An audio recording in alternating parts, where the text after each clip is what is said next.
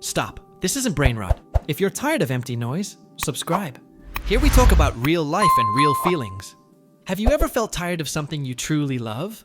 Not suddenly. Just quietly. Until it starts to hurt. This isn't about motivation.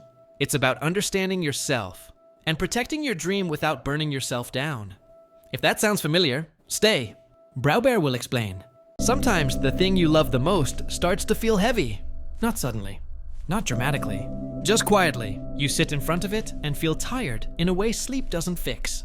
And that's the moment people usually get scared. They think something is wrong with them. They think the passion is gone. They think, if I love this, why does it feel like work now? But here's something important. Burnout doesn't come from not caring. It comes from caring too much for too long without stopping. You didn't lose your spark. You carried it without rest. At first, love feels light. You do things because you want to, not because you have to. Time disappears. You feel alive. But slowly, expectations appear. Pressure, standards, comparison. And suddenly, the thing that once gave you energy starts taking it instead. This is not failure. This is a signal. Your mind and body are asking you to slow down, to breathe, to stop proving something and start listening again. Think about why you started. Not the goal, not success, not money or recognition. The feeling, the curiosity, that quiet moment when you thought, I could do this for hours. That part of you didn't disappear. It just got tired of being ignored. We are taught to push through everything, to grind, to hustle, to never stop. But passion doesn't survive pressure forever. It survives care. Rest is not quitting. Pauses are not betrayal. Slowing down doesn't mean you're weak. It means you're smart enough to protect what matters. Some days progress looks like creating. Other days it looks like doing nothing and not hating yourself for it. Both are necessary. And yes, comparison will always show up. It will whisper that others are ahead, that you're late, that you should be more. But you don't see their burnout. You don't feel their anxiety. Their path is not your responsibility. Your rhythm is allowed to change. Your pace is allowed to slow. Your passion doesn't need to burn like fire every day. Sometimes it just needs to stay warm enough to not go out. If today all you can do is show up gently, sit with your work, breathe, and not give up, that is enough.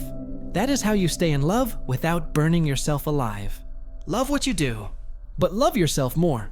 Because without you, the dream doesn't survive. There is a moment nobody prepares you for. When you're no longer excited, but you're also not ready to let go. You don't hate what you do. You just feel empty around it. And that confusion can be scarier than exhaustion. At this stage, the loudest thing is your own voice. It questions everything. Maybe I'm not meant for this. Maybe I wasted time. Maybe the spark is gone for good. But here's the truth. This voice appears not when something is wrong, but when something matters deeply. If you didn't care, you wouldn't doubt. If this wasn't important, it wouldn't hurt. Burnout often disguises itself as disappointment, but underneath it is grief. Grief for how pure it felt at the beginning. For the simplicity. For the days when doing was enough, without thinking about outcomes. Now everything feels heavier. Expectations sit on your shoulders. Your own standards. Other people's opinions. Silent comparisons you never asked for. And slowly, without noticing, you stop asking yourself what you feel and start asking what you should feel. This is where many people break, not because they are weak, but because they try to be strong in the wrong way. Strength is not pushing through emptiness. Strength is admitting you're tired without shaming yourself. You are allowed to miss the old version of your passion. You are allowed to feel sad that it changed. Nothing is wrong with you for that. Life changes us, and our dreams change with us. They don't die. They evolve. Sometimes the fire doesn't disappear. It goes quiet. Like embers under ash. Still alive. Still warm. Waiting for gentleness, not pressure. This is not the moment to demand answers from yourself. It's the moment to sit with the questions. To breathe. To exist without fixing anything. You don't need to decide today. You don't need to know where this leads. You only need to stay honest with yourself. Ask gently, what do I need right now? Not as a creator, not as a dreamer, but as a human being. Sometimes the answer is rest, sometimes distance, sometimes silence. And that doesn't mean you're giving up. It means you're listening. If you're here, still thinking, still caring, still wondering, the story isn't over. It's just asking for a slower chapter. Stay. Your fire hasn't left you. It's waiting for you to stop fighting it and start protecting it. If you're still here, slow down for a moment. You don't need to understand everything right now. You don't need a plan. You don't need to feel inspired. Sometimes the most important thing is simply to feel safe inside yourself again. Burnout convinces you that you're broken, that something essential is missing. But the truth is softer than that. Nothing left you. You just carried too much for too long. You were strong. You were committed. You showed up even when it was hard. And now your body and heart are asking for something simple: kindness. You don't have to abandon your dream to take care of yourself. You don't have to choose between passion and peace. They can exist together, but only if you stop treating yourself like a machine.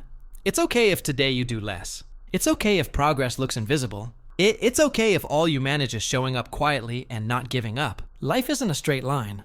Neither is love for what you do. Some seasons are about growth. Others are about rest. Both matter. You are allowed to change. Your dream is allowed to change with you. What once needed fire might now need warmth. And warmth lasts longer. Sit with yourself for a moment. Notice where you are. The space around you. Your breath. The fact that you're still here, still caring, still listening. That alone means something important is alive inside you. You don't need to rush back to who you were. You don't need to recreate the past. You only need to be honest with the present. Ask gently, what would make this feel lighter? Not better, not bigger, just lighter. Sometimes it's rest. Sometimes it's boundaries. Sometimes it's letting go of expectations that were never yours to carry. And if today all you can do is stay with yourself. Stay with what you love. Stay without forcing answers. That is enough. You're not late. You're not behind. You're not failing. You're learning how to care for your fire without burning yourself. And that is not weakness. That is wisdom. Before you go, tell me, what would you like to talk about next? Life, creativity, love. Or something you've been carrying quietly for a long time. You're not alone here.